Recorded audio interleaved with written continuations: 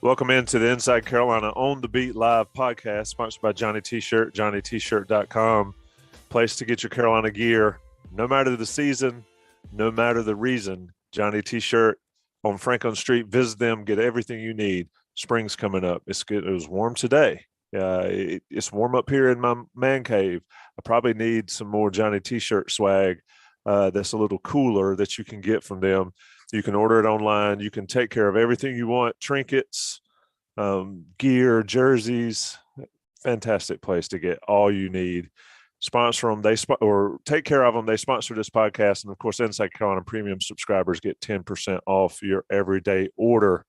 It's On the Beat. And with On the Beat Live means Gregory Hall has joined me here live. Our friends and family in the chat. Greg Barnes will be on in just a few minutes.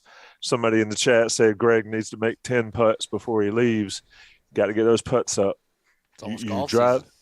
Yeah, you drive for show, you putt for dough. Greg Barnes will wear you out in that aspect of the game. But Gregory, let's get into this a little bit. I can't say that I expected to do this podcast on Thursday night in the wake of literally a wake for Carolina basketball, losing to Pittsburgh. It was not a good showing last night for Carolina. You saw it. Everybody else saw it. Carolina cannot lose games like that ever. And here's a stat that was interesting to me, and I don't know if you heard it. I assume you did. If you go strictly by the rankings and whatever ranking it was Carolina's worst loss in 14 years, losing to Pittsburgh last night in the Smith Center. Can't happen. What do you think?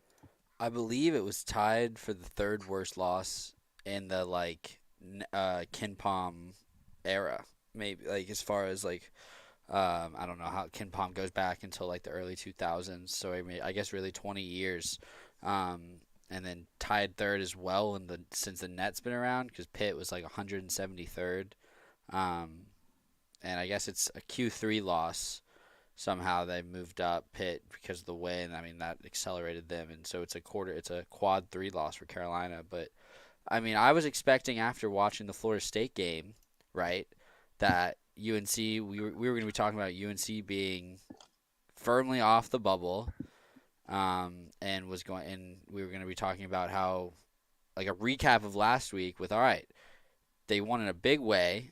And then they beat Pitt like they needed to, and then they just need to keep that trajectory moving forward, and then they're fine, because then they would easily have slid up into probably an 8 seed. But what is this if not entertainment value at this point, as far as what's gonna happen next type of deal, right? Because I just watched the second half back because I didn't watch it last night live, but I wanted to make sure to see kind of the failed comeback or the too late comeback that happened. And Hubert during the preseason talked, the old cliche of, I don't want us to play with a sense of urgency, sense of emergency, right? And UNC didn't start playing with that until there was 8 minutes left, and they were still flirting with being down by 15 or a little bit more than that. But they were down 17 at halftime and had played awful for the entire first half.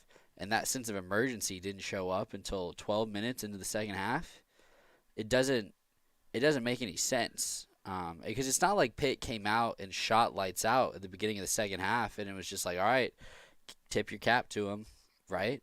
But then the way UNC played and those last, up until when Brady got the turnover, with a minute 43 left, and passed it to Caleb, and it just bounced off Caleb's hands and went out, and then UNC didn't score the rest of the way when they were down 6 there.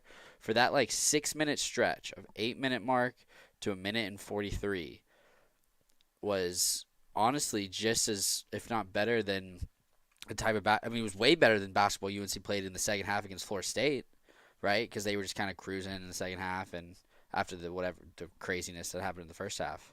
Yeah, did not expect to sit here looking at you talking about how UNC is back into the last 4 in category. So pretty, yeah, I don't really think anybody saw it coming. Could you have No, Sherelle said it best he did post game with Joey Powell in my absence last night. And basically, in a nutshell, Sherelle is much nicer putting things together than I am. Basically said that you can expect nothing from this team other than stuff like this. There's no rhyme or reason. There's no consistency other than they're just consistently mediocre at times, terrible at other times and play pretty good once in a while. Here's my take on it, and this is why the Florida State game mattered to me. Florida State was bad. Carolina wore them out in the first half. I haven't seen Carolina basketball look like that. Now, it's relative to the talent. They've done it to NC State. But that second half, to me, watching how Carolina just sort of lackadaisically went through the second half against Florida State was not good. And I said as much watching the game in the Smith Center. Yeah, when you're up 30 or 40 points or whatever they were up, it's hard to keep motivated. But they look listless at times against Florida State. Florida State built that. So Florida State took a blowout in the first half, came back, played well in the second half, parlayed it into a win in their next game. Carolina looked as good as they've looked all season against Florida State in the first half, slept through the second half, and parlayed it into the worst loss in however many years we've talked about, with so much on the line. That's what I cannot figure out about this team. And it's clear Hubert Davis can't figure it out, right? None of the coaching staff can figure it out. We can debate whether it's a coaching issue or whatever. I've got my thoughts on that. But the bottom line is that those guys that put this uniform on can't figure out that you cannot half-tail it at all in this level. And that's what they did in the second half against Florida State. And then it carried over. Pittsburgh came out, slapped them in the face. I mean, Pittsburgh, look, I'm going to say something that's probably not nice about people that have played at Carolina. But if Jason Capel, who played at Carolina, gave his blood, sweat, and tears, but was also a part of some really, really bad teams at Carolina, is going to talk about you being soft and you having issues like that, then where is this program? You know, what does that speak to as far as what we saw last night? I don't know who's to blame for the fact that they're so up and down. But at some point, there's either got to be repercussions or there's got to be results. And we haven't seen either watching this team at all Right. season. What are we, 26 games in? Yeah. And the same, you know, those guys got scholarships too. It looked to me like they did not believe that Pittsburgh was something to worry about. It looked like kind of like the football team plays at times. It was just fascinating to see that you can flip a switch on and you can flip a switch off. And I think that Sherelle's point, and Joey and he both discussed it, coming back when you're down 20-something, it's easy to hit shots when you're down 20-something. Nobody cares. It's tough it's tough when it's a tight game and you man up and you make shots when it matters. When you're down 15 or 20, it's easy. The basket is really big, and that's what I saw for Carolina coming back. But when it got close, then it tightened up again. And somebody posted in the chat, and Pittsburgh's actually 11-16 now, Scott Holland, because they pulled off one in the Smith Center in a game that Carolina could not lose at all. And it'll be one of those games, in my opinion. Maybe I'm overhyping it. You tell me. You're closer to it than I am at this point, and Greg can certainly comment. This is one of those games that people don't forget. You can make it back, but this is one of those games that people will look at as it wasn't Purdue, it wasn't Tech or Kentucky, it wasn't Tennessee, it was Pittsburgh, and that happened.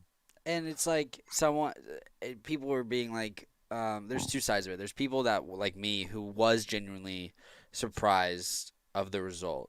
And then there's others being like, this team has been inconsistent all year. Sure. But you look at who they were good against and who they were bad against, and they were bad against the good teams and good against, like, that is one thing for the first 25 games of the season that you could look at the opponent and know which UNC team was going to show up. If it was a good team, then UNC was going to lose. It was that simple. And if they were a bad team, that they were going to find a way to win. And so watching this game at the beginning, when Pitt did hit him in the mouth, I was like, okay, this is just like the Clemson game, right? Clemson was up 19-8, and then UNC came back, but then that never happened, and I think that's the part where it's like, okay, against the better teams, against the Kentuckys, against the Dukes, against the Tennessees, whatever, you can be like, okay, it didn't happen because those teams are insurmountably better than Carolina. Pittsburgh is not insurmountably better than Carolina. They're just not. They played better, right? Like we can't sit here and say Pitt played awful, shouldn't have won that game. UNC played even worse, right? That wasn't the case. But it's just like, and someone mentioned officiating physicality. Yeah, it was a physical game. Baycott was getting slammed down low, but he was also doing some of the slamming on the other end. So it's just like you got to play to what I didn't think there was a lot of inconsistencies in the officiating, which is kind of what people get mad at. So I don't think that's something that you can look at and being like, oh, they were letting Pitt play, but they weren't letting Carolina play, blah blah blah, stuff like that. But yeah, it's just like Pitt's not good, and What UNC couldn't find any will in the first half, or even coming out of halftime. Which is just, it doesn't make any sense. Do you think the Virginia Tech game on Saturday had anything to do with it? The looking ahead? if this team is looking ahead to anybody, then that's a coaching problem, in my opinion, because that can't happen. Now, coaches can get up and say, we take it one game at a time and we're going to blah, blah. That happens. Players like to look at that schedule and see, and I don't care what players say, they know who's on the schedule coming up. If Carolina overlooked Pittsburgh, given how Carolina has played this season, then that falls on the grown-ups in the room. I said the same thing during football season, right? Yeah, How many times did I say the grown-ups in the room during football season? a lot. A lot. And it's the same type deal. You have to check your players and get them focused in. You shouldn't have to coach effort. You shouldn't have to coach intensity and all that stuff, but you have to get them focused in. And that's the issue that this team has had. And that's the question. Look, you mentioned the second half here. What's the number that I saw? What number? They stopped Pittsburgh. Pittsburgh failed on 12 of 16 of their possessions to start the second half. Yeah, Something like that. they were 4 of 15 from the floor to start the second half, and all 4 of those were threes. And they still led by 21 points after shooting 4 of 15. That's disturbing to me because you're coming out of a halftime, right? Vip in the chat mentioned, and Vip, you can come join in. You Yeah, can jump in here. get We'll in send you the here, link. homie. Come on and get in here. Don't be peanut gallery. Even though I'm gonna steal your quote. If you practice bad and it carries over to games, that's one thing. But that is an issue that should not happen at this level. It should not be allowed to let happen. And to see it happen repeatedly to Carolina, somebody mentioned they've had some bad losses. This is the first loss against a bad team. Who's the bad team here? Right? Who is Pittsburgh played. Pittsburgh did what they had to do. And as Vip mentioned, if these situations are happening 26 games in, 25, 26 games in, then there's bigger issues. And folks need to realize, and this is something we've talked about, a Hall of Fame coach retired and got out of it because of these type situations. So there it is. And then we expect any different when somebody that hasn't done it. I think that is a huge aspect of it. It doesn't absolve anybody of anything, but what it says is that these guys have not learned the importance of busting your tail for 40 minutes on every night. And you can lose to anybody, and Carolina proved it losing to Pittsburgh. And I want to stay on the adults in the room thing, right? Because Hubert's correct when he says his team has been able to bounce back successfully over and over again. After getting destroyed by Miami and Wake, they turn around and they go on a 4-game win streak with 2 or with the overtime loss against Louisville. Like that's a good way to bounce back, right? They lost to Purdue and Tennessee, and then they handled outside of Kentucky. Then they went on five. Like they handled things for 5 games. Like this team has been able to bounce back. What I think is the more important thing is being able to do it within a game. And if Hubert can get them and the staff can get them to bounce back after a bad game, and I understand the dynamics are different, but what is the issue with getting them to be able to do it within that 40-minute that 2-hour window, right? Because there's halftime for a reason. There are media time, like there's so many opportunities to try to whatever tactic he wants to use, whether it's making them laugh and just being like, guys, just let some of that release off, which has worked. It worked again. It worked in Clemson. It's just where is that disconnect? And maybe it's too far gone that it can't happen. Right? But it did happen in the Pitt game. But it just happened with 8 minutes left when it should have happened with 28 minutes left. That's what it's like. It shouldn't have had to happen. That's the point. But it's. I don't want to talk. I don't think that's fair because that's something we've talked all season. That's just what this team is at this point. Right. I don't think that can change at this point. But doing something you've already done and did last week, why can't that occur in your own home court? The crowd did everything it could to will that team last night, and it just. Yep. And yes, some shots were not falling, right? Like Brady's shot wasn't there. He wasn't taking bad shots. But then Kerwin's shot was there. Obviously, Caleb and RJ's shot was not there at all until late. So it's like, it's just, not Baycott, and we can talk about this for a little bit. I want to get your thoughts, and Greg, if he gets in here, on how you thought Baycott handled the physicality down low. Not well, but he's still got to have more shots. I mean, the game plan against not only Baycott but against this Carolina team, and it really has been this for a long time, but a lot lately is just hack them, foul them, push them, be physical, and they fold up. And that's not an indictment on any one guy. That is how it's been. And Baycott has struggled with somebody who will bully him. I think he's fantastic in certain games. He is, he's as skilled of a big man as Carolina's had in the last 5 or 6 years. But he struggles with physicality. And why is that? Is he not getting it in practice? Is he not getting it in outside of games? I don't know. But to your point, if I'm a big going up against Baycott, whether he's got me on size-wise or not, I'm going to bully him, and I'm going to do everything I can to get him out of his comfort zone. And Carolina has not shown the ability to adjust to that. It's not just Baycott. It's not just one player adjusting. Right. It's everybody. And it's almost like you go rudderless when your guy goes to it. And somebody mentioned no double-double. I mean,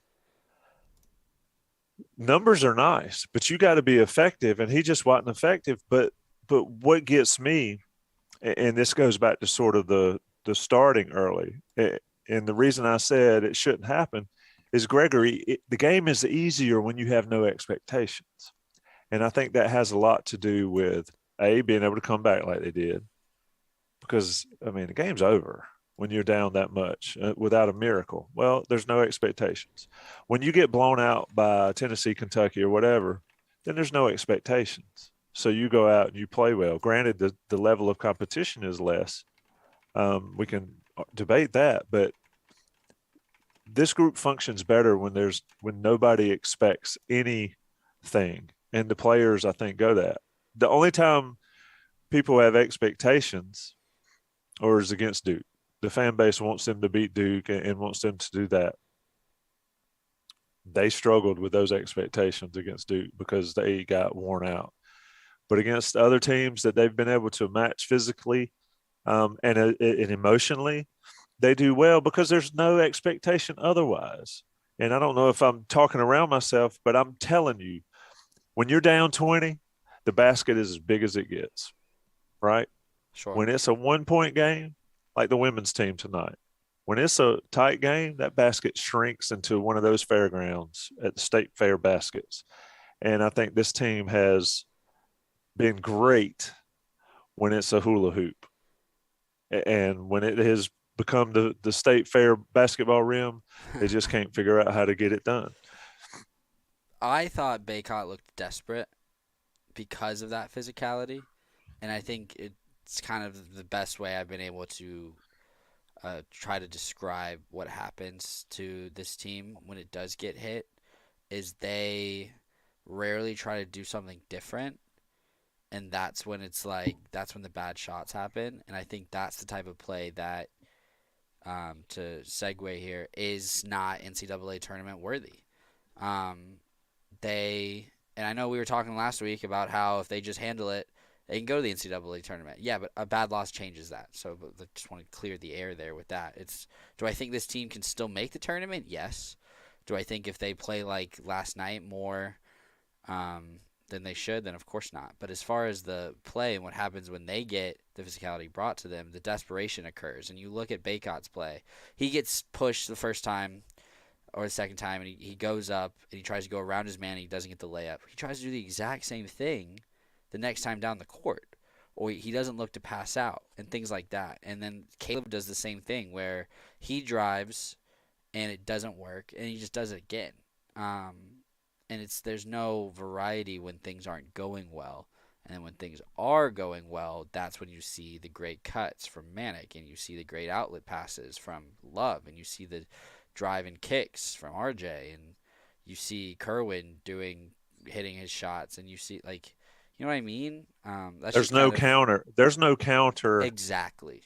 to the counter, you know. If they get countered, and obviously Pitt did stuff last night that UNC was not expecting, that's obvious. And if they weren't expecting Pitt to play like that, then I don't, There you go. I don't That have that an answer for that. that's those grown-ups in the room, right? You have to expect. I Uh, mean, there's an MO against Carolina in basketball and in football, to be honest, but there's an MO. If you are not prepared for what that brings, then I'm not quite sure what the point of the conversation is, you know, yeah, because right. it's we're beyond rational thought. And You know, teams are going to, Baycott knows teams are going to come out and be physical with him. Every team that they've played has tried. ACC, whether the ACC is down or not, has guys that are capable of doing that. You mhm, know, the only time Virginia game, for instance, they beat the heck out of Virginia, and they beat the heck out of. They got him out of the game early by splitting his head open. But the Shedrick kid from Holly Springs, Baycott discarded him, wrecked that kid for that game, and then he had a good ball game and played well. right. Look what that same guy did against Duke, right? It isn't. He went off against Duke. He was like 8 for 8 or 9 for 9 or something crazy. 8 for 10 and Cameron. They beat Duke. You have to start early and set the tone early. I don't think that's that. To your point, that's what Carolina does not do well at all. They've And only I done it think, twice.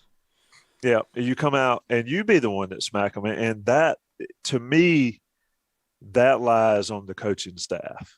It is to we're going to come out and set a tone early, and too many times, almost except for the two games you mentioned, but nearly every single game this year, the tone's been set by the opponent. Carolina's won 18 ball games, but I'd like to go back and look and study it. How many of those games was Carolina behind at some point? Most of them, Yeah. if not all of them, except a couple. I mean, the two, you know, NC State's a different animal. Florida State, they destroyed. Virginia, they destroyed. And Michigan, I think Michigan led at some point early in that one, the games that stick out. But the problem is that this team reacts rather than imposing will. And that, to me, watching Carolina basketball over the last 3 years has been the thing that's so different than anything we've seen in a long time. It's different coaches, right? But Different coaching staffs. yeah. And Somebody that I love to death said common denominators. But the bottom line is, if the common denominators are a problem, you as a coach has to do something about that, and that really hasn't been done. So here we are. You got any questions on this YouTube chat? Yeah, well, Greg gets in here. I'll get to some. Someone brought up Lenardi's what UNC. Lenardi has UNC as last four in right now, and it's just like, do you think that's actually true? I don't. The reason why that is still the case, and Drew Krebs brought this up, is if the ACC season ended today, UNC would have a double bye and would be the fourth best team in the ACC. So that's kind of why they're still tiptoeing the bubble. If that wasn't the case, then there's not really, you can't, like, basically four ACC teams make the tournament. I don't think we're going to see less than that. So that's why, to answer that question, Greg, welcome. Hello, gentlemen. Sorry for the delay. No, you missed me on the soapbox and Nice. all the stuff you've heard before, I'm sure. It's just that, who's the NFL coach that says we knew who they were? We knew exactly who they were, or whatever. That Dennis Green. Yeah, it's kind of like where they are. Talking about the NCAA tournament, Greg, to Gregory's point, to build off of that, how big a deal is a bad loss versus a good win? Because I think Saturday night Virginia Tech would be a pretty good win, but how do you offset a loss like last night against Pittsburgh? You have to offset it with good wins. I wrote after the game the other night that North Carolina was rolling along, and they had this unintended plan, but it was a plan nonetheless of, hey, we don't have any Q1 wins. We haven't beat anybody that's an NCAA tournament caliber team. However, we haven't suffered any bad losses. Everybody that we were supposed to beat, we beat, and most of the time we beat handily. And that was going to be enough, given the makeup of the bubble right now. And before the Pittsburgh game, looking at it, I really believed, and I think the metrics kind of back this up, is that North Carolina could have gone 4-2 the rest of the way with losses in Blacksburg and at Cameron. And then as long as they won maybe one game in the ACC tournament, they would have heard their name called on Selection Sunday. What happened last night blew that plan up. Do I think North Carolina is still in the bubble? Yes. Are they straddling that line? Absolutely. Right now, they're probably in Dayton. But the way you combat that, to answer your question, Tommy, is you go to Blacksburg and you win. Or you go to Cameron and you win. And everybody has already crossed off the game at Cameron as an automatic loss. Well, take a long look at what Duke has done at home against some of these ACC teams. There's been a lot of close games. And there's going to be so much pressure on those kids for Coach K's final home game at Cameron. Really? I mean, that is just a ton to put on those kids. And so I don't cross that one off. Now, Carolina can lose by 40, but if they come out and they play well and Duke tightens up, they can win that one. But if you win one of those games, you kind of make up for the loss against Pittsburgh.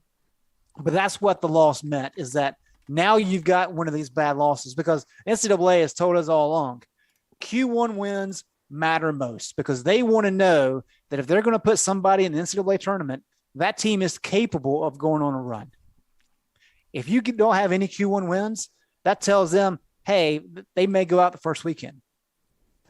And I think that's a big thing. The other part of it too is Q3, Q4 losses are debilitating, because it says, wait a minute, this team maybe is not that good. And so if you've got one of the bad losses, you have to correct it with a big win. And so Carolina, instead of being able to coast and absorb some more losses, they're going to have to win one of those road games, I think.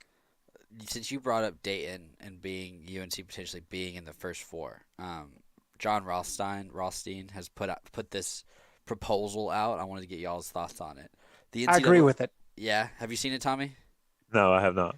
The NCAA needs to consider altering the first four and make the Tuesday-Wednesday games feature the final 8 at-large teams, thus allowing all automatic qualifiers to advance to the round of 64 and basically get away with the 16 seeds playing and then having to turn around and play a 1 seed, and just make it basically 8 Carolinas. Like, that caliber. Basically, the 8 teams that UNC is fighting for right now to get in that bid, or there's more, but right, like have that play, and I think that would be way more entertaining than having to watch 16 seeds duel it out when they've earned the right to not have to do that, in my opinion. Yeah, I mean, you're going to call people automatic qualifiers and then make them have to qualify again. I agree with it 100%. I think you put, I don't know if you want to put all the 12 seeds in Dayton or something like that. But yeah, I think if you win your conference tournament, whatever conference it is, and I think there's more pressure on these one bid tournaments than there is on, SEC is going to get what, 9 or 10 teams in? Well, you can lose on the first day of the tournament and still get in. These teams go through the ringer to win their conference tournament, and then you're going to put them in Dayton. So I agree that I'm a field of 64 anyway. I understand what they're doing, and Dayton's pretty cool, but make it be your major conference teams or those. Don't you? Isn't that where you're at, Greg, when you say you agree with it? I am. I think if you're going to – what we grew up with and what is so special about the NCAA tournament is that if you win your conference, regardless of what conference that is, you are automatically in the tournament. There is nothing else like that in sport. And it's what makes it so fun. I mean, that first weekend of March Madness is incredible. I think you're hard pressed to find another weekend that's that fun. And it's because all these nobody teams somehow won their conference tournament in their plan. And I think that's special. And I think forcing those teams to have to play, I mean, I'm trying to think, it was one of the local teams had to play in Dayton a couple of years ago. It's Dayton. Yes, you're in the tournament, but it's not the opening weekend. That's not a tournament. And they've screwed it up saying, changing this round one, second game, whatever they've done. Yeah. Round one starts on Thursday at noon of the ACC tournament or the NCAA tournament, period. Dayton is just a money grab, I think. Right. It is, but I think if you give all the automatic qualifiers a spot in the field of 64, then yeah, you just let Dayton be a free-for-all. Like a bunch of average, mediocre Power 5 teams, have at it.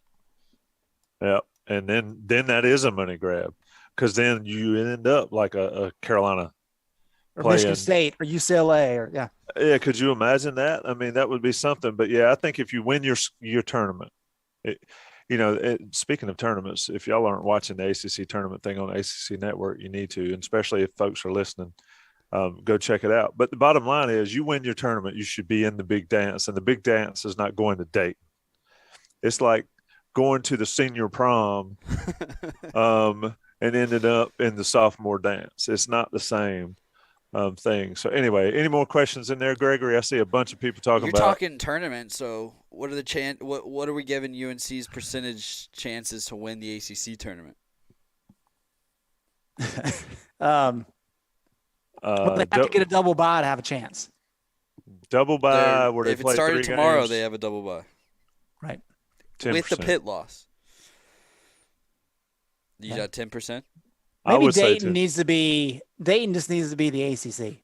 Like the top 8 teams in the ACC all play in Dayton. Percentage chance of Carolina winning. I've got him at 1-4. 25% chance to win. If they get a double bye, yeah. If they don't, I'm dropping that to 7. What do you think, Greg? I don't look. I think 25% chance is fair. Have they strung together 3 or 4 good games? I know they've won that many in a row. Have they strung together 3 or 4 good games? But who's that's the thing, like with the ACC, what team in the ACC scares you? Based on how Duke beat Carolina, that'd be the only one. Yeah, but I mean, look at what Duke's done in some of their games. They're not scary, yeah. So I think if Carolina can get a double bye and they get hot, they have a chance to win the whole thing. I think it'd probably be better for Carolina if they get the 4 seed would be ideal, just because you play Duke second round, and you'd probably rather play them where you've got some legs than have to play them in the finals. But if they have to play, what would that be? is it the quarters that they would be, or would it be the round of 6? I don't know. If See, they don't that's get the what I'm double talking bye, right? If they don't get the double bye, they're gonna have to win 4 games in 4 days, and they just do not have the legs for that. Yeah. So Oh, I that's or mean, the bodies, yeah. so what percent chance Carolina makes the NCAA tournament right now? It's I better say than 50% chance. Yeah, I'd say it's better than definitely winning the ACC tournament. I was pretty certain prior to last night that they were getting in. I think everyone was. And- After what you saw last night, I think it's a Dayton trip, and I think it's a Dayton trip for that reason. I think it's a money grab. Okay, so here's the other part of that. What percent chance do you give them of winning on Saturday in Blacksburg? the way Virginia Tech's been playing. Won 6 in a row. Yeah, Virginia Tech is playing like the Tate Frazier comment That's early right. in the season. Correct. And shout out to Tate. I started to say it took you 3 months, but you finally got that question right. Hey, I mean, that's like the best scouts, right? They look ahead. That's right. So, if you'd asked him a Have to month draft ago, on potential, right? Yeah. if you'd asked him a month ago about his pick, he would have disavowed it. This Carolina team's up and down more than any I've ever seen. Virginia Tech presents some opportunities for Baycott. I don't know. I'd say 33% chance that they can go up there and win. I got no faith to see them come out on the road on fire. Have they done that once this year on the road? And like you're saying, are you asking Boston College, Boston when BC College was coming is- off of like a 3-week COVID hiatus. Boston College would have lost to the local, Y All-Stars on that night. I mean, I'm serious. The way they have not shown up on the road, Virginia Tech's going to be on fire. And I think that's a hot ticket there. And look, we saw what the football team did in the environment at Virginia Tech. This team, I'll give them 30% chance to win. Maybe. What do you think, Gregory? I mean, it's a road game. Virginia Tech's won. It's probably like closer to like 45. It's like a toss-up game with the benefit, because I still think it's a toss-up game with the benefit to Virginia Tech because it's a home game for them. Which is, I don't think that's far off of what KenPom. Oh no, KenPom has it. KenPom gives them a 32% chance to win, which I think is low. What did I say? 33? Yeah, I think that's low because of what we talked about earlier with their ability to bounce back after games. Like that is something that we have seen multiple times, and if there's a time to do that, it is on Saturday. There's Greg. Yeah. You're right, Greg. Let me get your thought on something I said on my soapbox earlier before you got in here. I talked about being able to come back when you're way down. I talked about being able to bounce back after you've gotten blown out, and I talked about it in the tilt of there's no expectations. When you're down 20, the basket is big. When the game is tight, the basket gets so much smaller. When you get blown out by Duke, nobody expects you to do anything the next game, and this team's played well with no expectations. Is that a thing? Is Saturday night going to be like that? This team responds when nobody seems to care, or am I just simplifying it a little too much? No, I think it's mental toughness. On the flip side of that, Tommy, North Carolina has won 4 ACC games by at least 20 points. And in 3 of those games, the next game they lost. The 4th was the game at Louisville. Louisville's lost 7 in a row now. And that was a game they probably should have lost, but they won in overtime with a couple clutch plays late. So even when they've had success, they've fallen off the cliff the next game. And there's just no rhyme or reason to it. And so I think what it comes back to, it is the mental toughness aspect of it. You've got to be able to handle success, but you also have to be able to endure difficulty. And when this team gets punched in the face, it staggers them every single time. And we were talking about it last night after the game. I mean, North Carolina before last night, 13-1 at home. But if you go back and look at some of their home games, the Boston College game was quite possibly the ugliest win that I've covered for UNC. I mean, they shot 29% in that game and won. First time in like 1,500 or Yeah. 3,000 games that they'd won shooting under 30. So you have that game. You have what was Duke 31-8, 10 minutes into the game. Mm-hmm. And then last night they're down 21 points to Pittsburgh, which is, possibly the worst team in the ACC.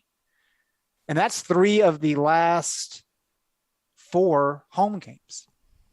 So while early in the year it was just on the road where they couldn't get up, now we're seeing it seep into some of the home games. But then they'll blow out a bad NC State team or a bad FSU team, and people are like, oh, here they are. They're back. They look good when they're playing bad competition. And I think a lot of it is just the toughness aspect. And I think Hubert Davis is kind of at a loss to how to coach that. And I think it's easy because they get let down when they get smacked around, that it is viewed as energy and effort and those kind of things. But when you're just defeated and you allow yourself to be like that, where you just don't feel like you have it, I mean, that's a toughness issue. That's not you not caring. That's just like you being embarrassed or you feeling like you have no chance and not being able to handle adversity. So it's a very difficult thing to coach. Roy Williams had a hard time with it the last couple of years. He spoke out about that quite a bit. Hubert's seeing it now. I don't know how to address it. I don't follow enough other teams to be able to understand, but I will say this. Pittsburgh's only way they were going to win that game last night was about being more physical and being tougher than North Carolina, because they did not match up talent-wise. They haven't done that a lot this year, but they did last night. So give Jeff Capel credit for getting his guys ready to play. So is it for regards to what Hubert needs to coach to kind of coach it out of them? Is it a talent thing? They're just not talented enough to counter and to bounce back to physical play? Or is it a maturity thing? And they're not mature enough or mentally strong enough to bounce back when they're being hit like that? Like what? And I know it's probably a combination and a crossover, but what do you think holds more weight? It's a great question. And I think Caleb Love is a great topic because athletically, build-wise, strength-wise, I mean, he's got a lot of skill, but he matches up as well with anybody in the country, just from a physical attribute kind of thing. But yet when he gets in these games with guys who are equally as talented, if not more talented, and are the same size as him, or maybe a little bit bigger, he has a hard time kind of getting his rhythm. And I think that extends to the rest of the guys. I mean, Baycott's the same way. He struggled against Mark Williams. Hughie last night, his plan was to bang Baycott as much as the refs would allow. That was his only game plan. That's the only chance he had. And it worked. It's clearly, I think it goes back to the mental toughness. And it's just it's a difficult thing to try to coach. We're not at that level in terms of coaching, right? We don't understand the buttons that have to be pushed. Used to be you just say, hey, you want to toughen them up. You let them run wind sprints until they throw up, and then you tell them to get back out there and run some more. And that's how you got them tough. We're past those days. Kids these days won't do it. They'll head straight to the transfer portal. And so we're in that period of trying to figure out, okay, we can't be a-holes to them, but we also can't baby them because that clearly is not working. So it's trying to find that middle ground, and that's just a very difficult thing to do. Gregory, you want to find a good coach, and I'm not saying the elite coaches that we all talk about. You go find a team that has a terrible record but plays hard every game. That's a good coach. And he won't get credit for being a good coach because the record may be bad. But you got guys that come out and bust their tails and they're, 4-15 on the season or 10-16 on the season, and they come in and they play hard night in and night out. Those coaches are the ones that are hard to find. It's easy to coach when you got the most talent on the team or on the nation. I think that's what we see in March Madness, and these teams that weren't favorites to win their conferences, but then because they don't have that level, but then they play hard enough and they get their kids to play hard enough for a few weeks, and then they actually see results. And I think that's kind of like Wes Miller over at UNCG. At the beginning, UNCG wasn't very good. And then eventually, then recruiting and whatnot, recruiting solved some of those issues. But that's just one example that's popped into my head that was able to see, or like Oral Roberts last year. And obviously, Banner is at Texas Tech now. But that's a team that's just like, they weren't supposed to be there, you know. But I think those are the type of coaches you're talking about. Yeah, I mean, it's if I'm a coach, I don't care how many games I win, but if they say that dude's teams play hard every night, that is the kind of coach that you need, and then you funnel that person into a team. I'm going to say something else that is probably not popular. I don't think you can be the nice guy. I don't know any great coach that's considered to be nice. And Greg, you may disagree there. I'd be interested in your take, but every elite coach that I've ever dealt with, every elite coach that I've ever heard about, read about, watched, or whatever, they've all got an edge to them that borderlines on being a bit of a butthole, to be brutally honest. I think you have to have that aspect in your repertoire to be a great coach as well.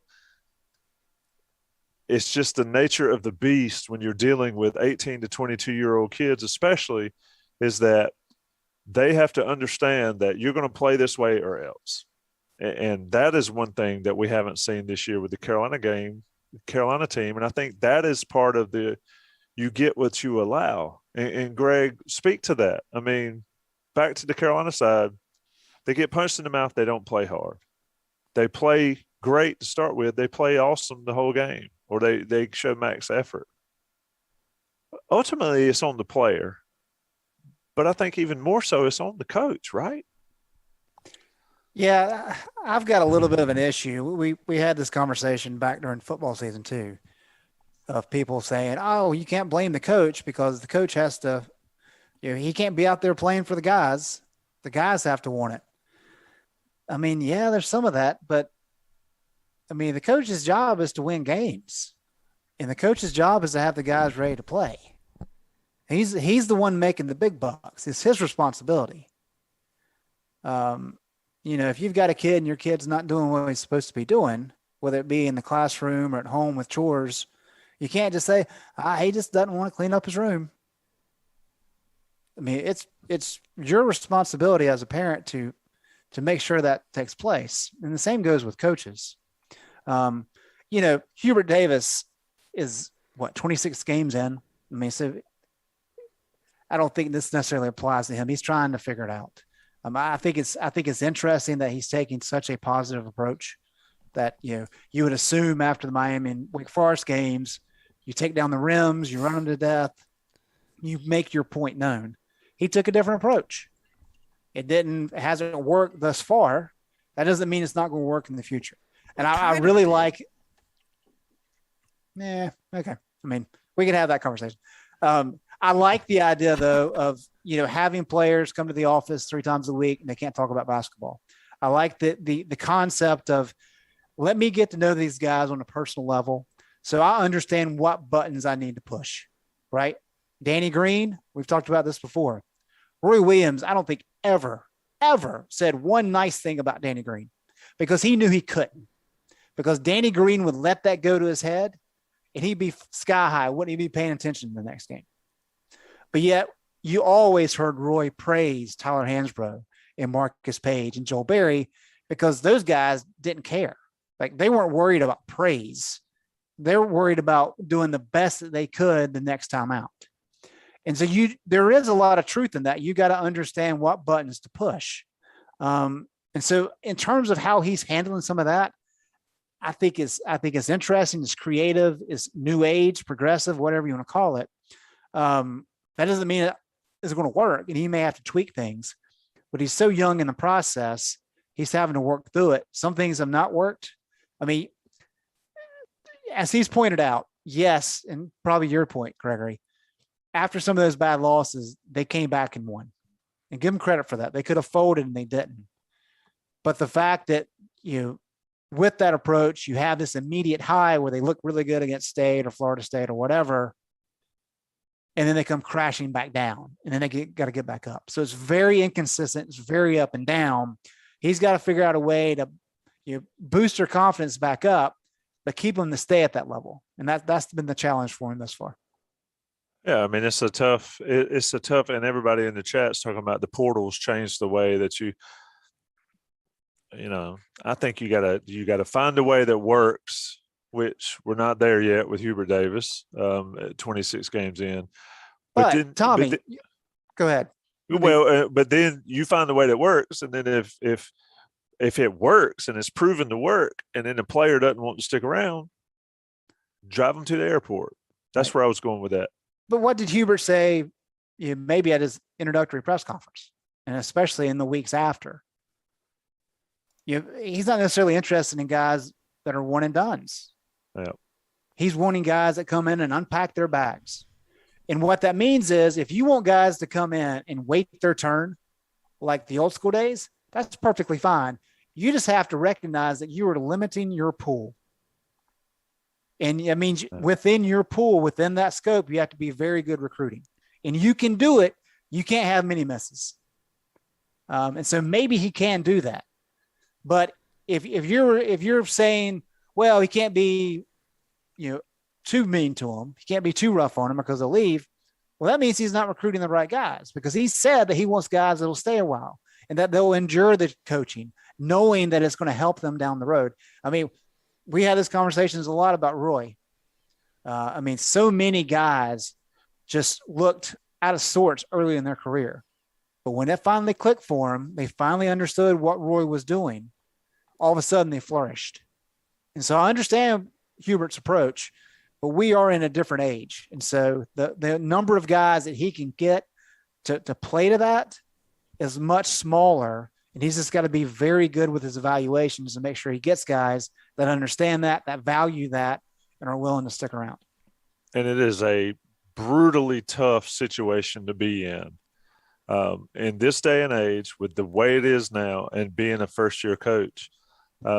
We don't know if it's going to work, like we've talked about here. It could work wonderfully. It could fail miserably.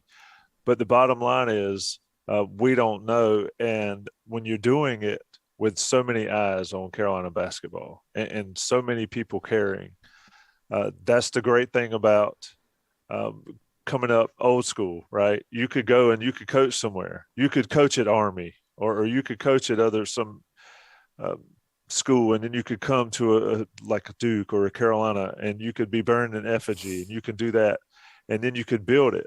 Hubert's right in the spotlight in 2022 dealing with this. I don't envy the man, but I tell you what, the biggest issue that every Carolina fan I've ever talked to, and Gregory get in here, is the inconsistent effort. And that's what he's got to figure out. Gregory, your take on the whole thing. I mean, we're 26 games into Hubert's deal.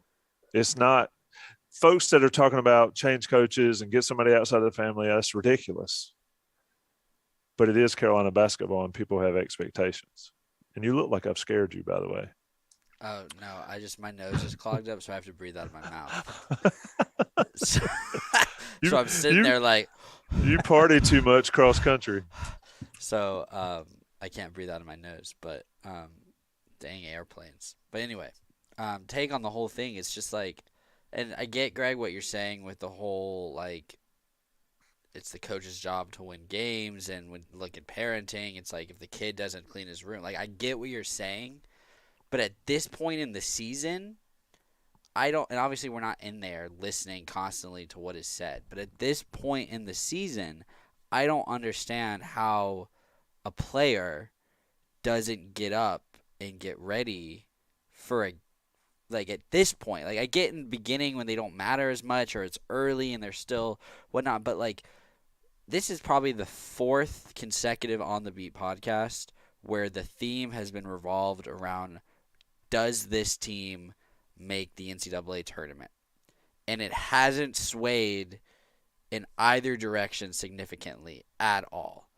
And the players know that. Like, they know where they stand. And so it's just like, that's my take on it as far as the effort thing is, as just like individually. And chemistry might be something different, and if one guy's not whatnot, like that, it might be a completely different factor.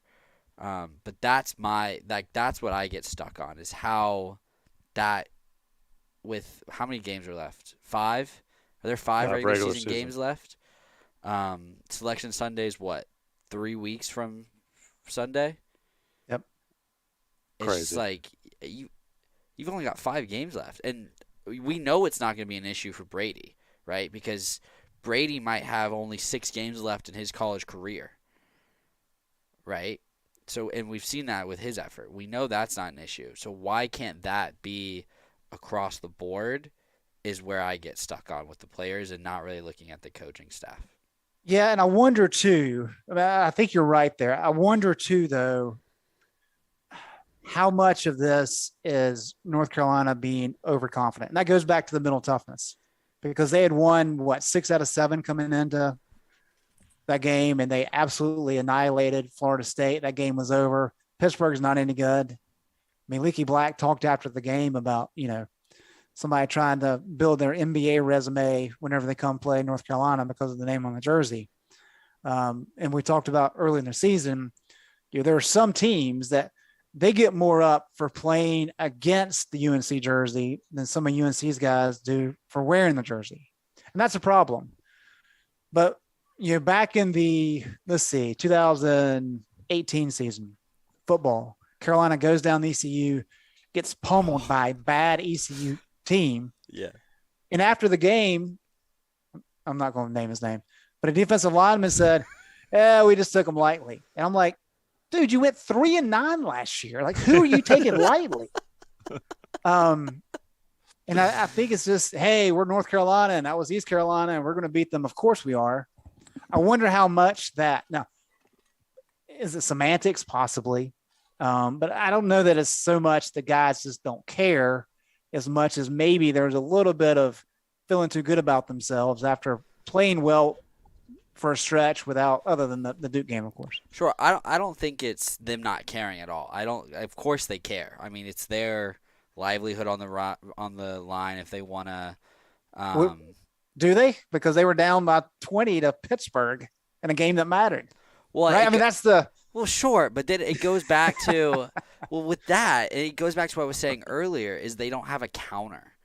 And I don't and I think that shows that they do care, because they're like, that you can see the frustration in Bacot when he does the thing that he's normally successful at and then isn't, and then he goes right back to it, because he's like, you can see the want to be successful, but that's not how you're going to be when the defender has already stopped it. You have to do something else, and this team doesn't possess a counter. That's kind of with my explanation to that. Yeah, they're down 20 against a Pitt team, but they didn't have a counter, and I don't think that's a care issue, in my opinion. Well, and Greg, we talked about this before you got in here, and I'm going to bring out the old Mike Tyson thing, is everybody has a plan until they get punched in the face. That's what I see. And that brings us back to the coaching aspect of it, is you got a game plan.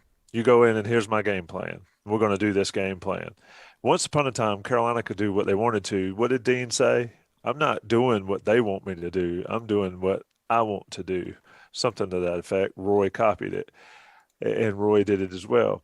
This team has a game plan going in, and then something drastically changes that doesn't work, and then Greg, to my issue is, and to the Gregory's point there about the counter, it's like, okay, let me keep trying to put this, square peg into this round hole, even though everything's changed.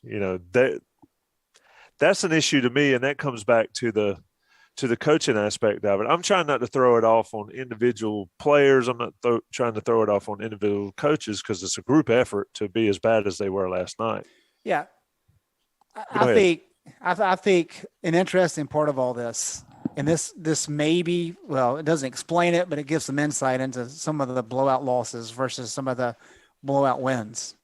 I mean, North Carolina still doesn't have very many close games this year, but they're shooting 48% in wins, 40% in losses. That's a pretty significant differential. And I think it's 41% from three or 42% from three versus 30% in losses. That's just not one player having an off game, right? I mean, that's when the team's hot, everybody seems to be hot. But when somebody's missing, it's like it's contagious and everybody misses. I mean, as bad as that first half was on Wednesday, I mean, Pittsburgh just made everything they threw up. And yes, they had plenty of open looks from three, but they also made some very tough contested shots. You tip your hat to them, you move on. But Carolina got stops on 12 of Pitt's first 18 possessions of the second half. And yet Pittsburgh increased their lead. That's what got me is like, Pittsburgh's not making anything. And Carolina did the nothing. doors open. Yeah, and Carolina did nothing. And that's the kind. It wasn't you. It finally what clicked for him is one guy got hot, Kerwin Walton, and that woke him up. And then Hubert, to your point, Tommy, decides to get aggressive and started doing the full court trap. Pittsburgh had no answer. If the game would have been another 4 minutes long, Carolina would have won by 10 probably, because Pittsburgh just had no idea what to do against that press. But it was just too little, too late. Greg, people were talking about Michigan just beating Iowa. So I saw this. I had no idea Iowa was that high up in the net. Do you have an explanation for how that's possible with them not having a quad one win? How are they at 19th in the net? I think the answer to that is, let me see here, is that Iowa is 18th. Right. Tommy's right there. It's they're 18th in KenPom. And not consistently, but for the most part, there's a lot of correlation in the KenPom rankings and net. The reason why is the net's made up of two primary factors, and net efficiency is one of those two. And that's what KenPom tracks. And so while margin of victory does not matter, it's adjusted efficiency. So if you play a really bad team like Pittsburgh and you lose by 9, that's adjusted to how an average team would play against a team like Pittsburgh. So that makes those numbers against Pittsburgh look a lot worse. And when you're playing good teams, like Purdue, I don't think hurt North Carolina, but like a Kentucky or a Duke, and they're smoking you, that also hurts. And so I haven't looked at Iowa's stats, but I would assume they have a lot of close games against Q1 teams, and that's allowed them to jump up ahead of North Carolina because North Carolina just has not had really any success whatsoever against Q1 teams. Gotcha. We need to get out of here. We've been on going on an hour and 20 minutes or so, but Vip in the chat, Greg said, Carolina needs a complete roster overhaul. And my response to that is you can't build a roster from the bottom up anymore. You can't.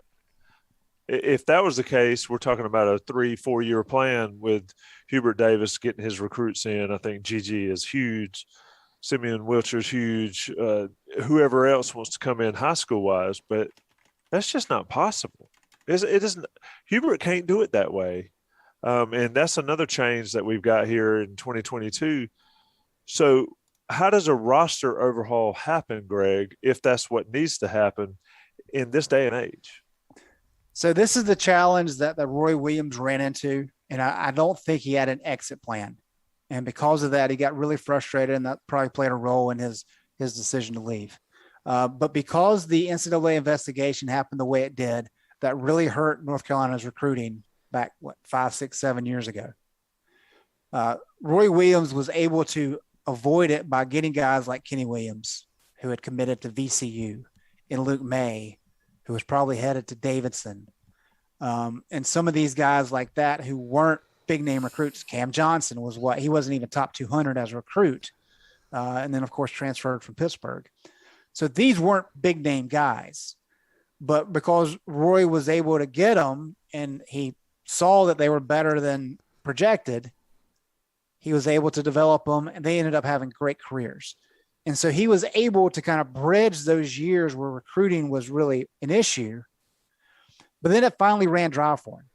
And then you have a year, what was it, 2019, where you have 2 elite freshmen come in, a couple elite freshmen with Kobe and Nasir.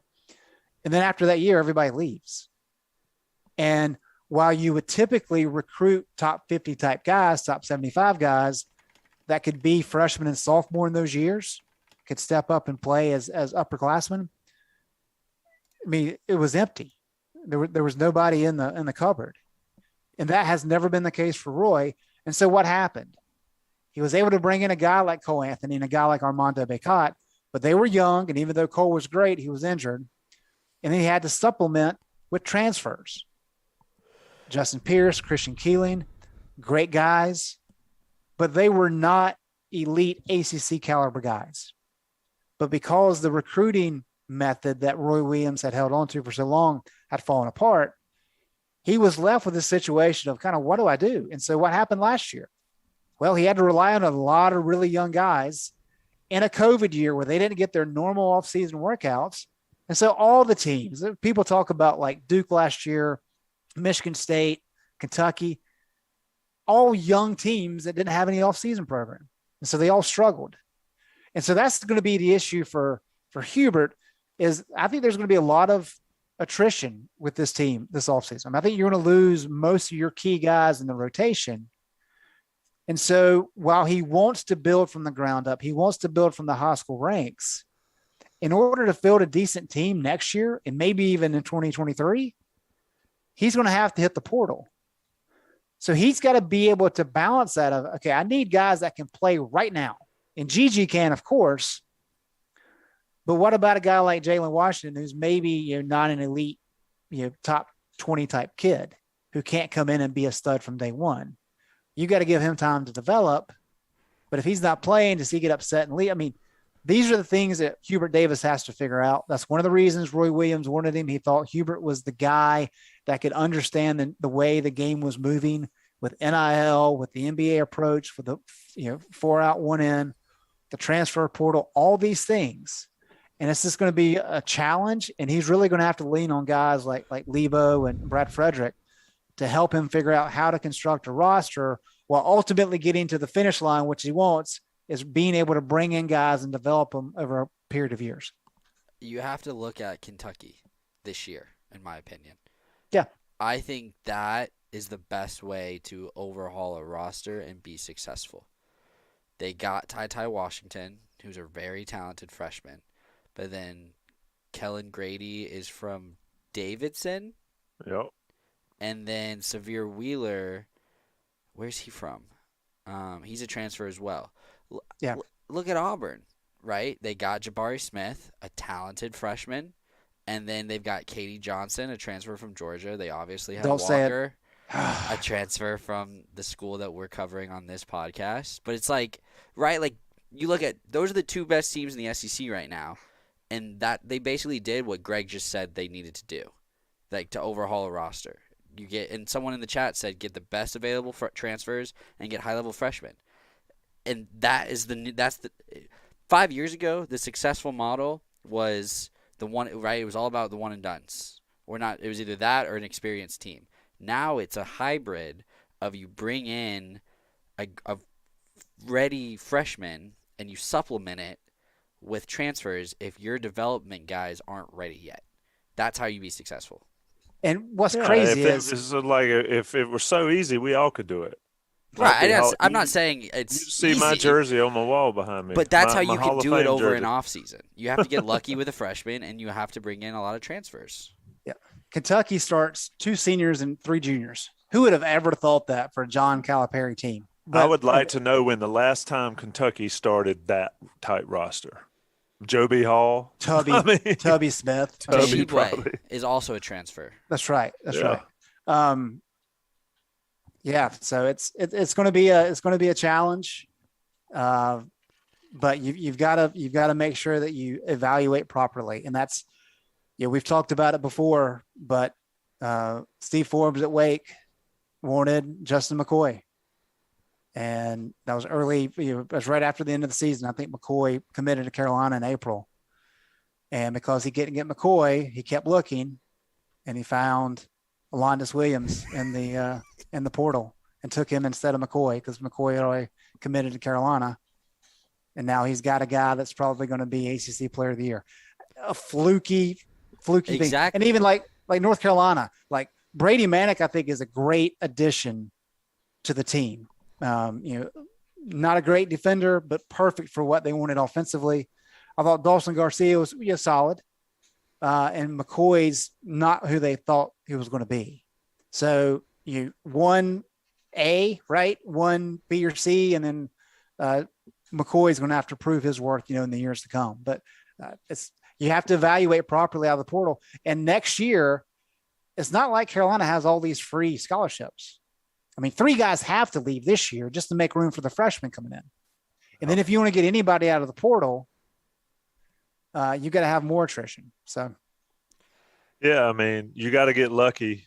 I think evaluation is important with high school players, but with the portal, especially the upper class guys, if you can't evaluate what you're getting, I mean, Toshibwe for Kentucky was a dog at West Virginia, and you knew that, and Calipari jumped on him and got him. I mean, it's just it is not a good time to be. It's not a good time to buy a new car. It's not a good time to be trying to build a roster if you can't find the guys that fit what you're trying to do. And the bottom line is Carolina's got to get tougher and they've got to get better. People were calling for a roster overhaul.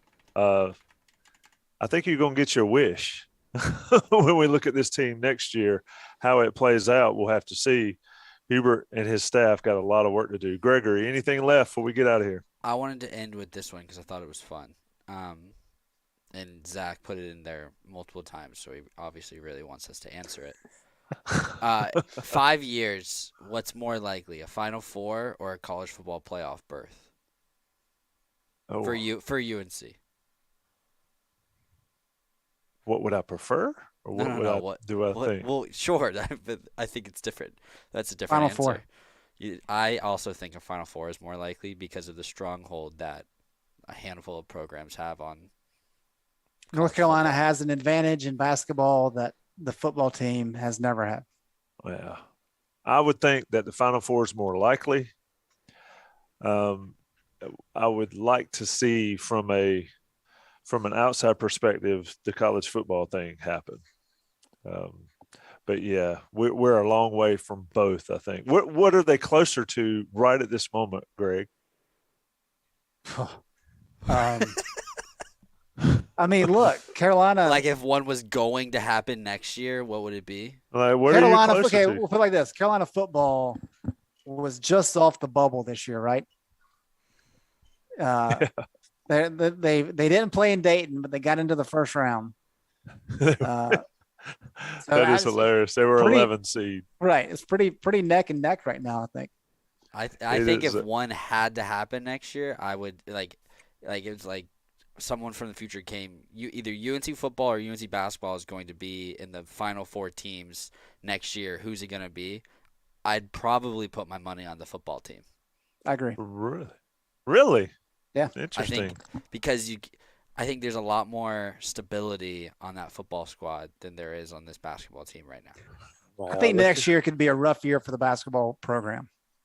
Listen to y'all selling hope on the football side. Nah, that's not even selling hope. Yeah. That is just not buying stock into the basketball. We're going to be doing this podcast in August, and y'all going to have me. By July 4th, it's going to be 12-0, baby. Yeah, we're going to – it's going to be like, I'm not going to do it. Okay, they won that one. Baseball starts tomorrow, so I'll be at the Bosch if anyone wants to come say hello. Nice. I'll send some people to go say hello to you. Carolina baseball is always Sunday. A fun time. Who are they playing this weekend? Seton Hall. Look for a weekend wrap up every week from me about the baseball team. Good and then deal. Occasionally some player stuff. Yeah. Taylor said bring the eggs. Are you in the booth or are you in the stands? Surely you sit in the stands covering the games. I like to sit in the stands. Oh, yeah, I was going to say. They got the AC on in the booth. It's cold. It's just like you I like can't the sit sounds. in the booth. I get myself a bag of peanuts, sit in right field, and just take notes and watch the game and cover the game. Nice, man. Living Well, the dream. Gregory, if they have a good year and beat expectations and get to Omaha, I You're going. may have to allow you to go so they can you can enjoy the fantastic snack bar that they have set up. It's the best part of Omaha. I've never been able to go to Omaha. I really want to get out there. So thank you. Although I don't know if they're gonna make Omaha. Oh, well, who knows? They might be closer to that than they're closer to. Anyway. Now that's if we're bringing baseball into that, I do think baseball team's closer than both the football and basketball programs. Hey, and props to the women tonight for beating Louisville. A big That's win. the best program out of all four of those schools. For sure. Women's basketball team. Yeah, they showed some grit tonight against the Louisville squad, who I did not realize was third in the country, but they beat them in front of a lot of students and fans in Carmichael. Fun time there. We're getting out of here. It's been On the Beat, sponsored by Johnny T-Shirt, JohnnyT-Shirt.com. Of course, the people you need to be shopping for your Carolina gear. 10% off your premium order. Your premium subscription will get you 10% off your order from Johnny T-Shirt. Take care of them. They take care of us. Rate us, review us, subscribe, like us, whatever it is on Spotify. Do it. Rate us and review us. Good ratings, bad ratings. I'd like to hear from you. Chime in on Twitter, however you want to do it. Take care. Watch us next week on The Beat Live. We'll have a bunch of content. It'll be interesting to see what we talk about next week. It might be the same thing we're talking about this week. Carolina, Virginia Tech on Saturday is the big one for the week. Gregory, appreciate it, fellas.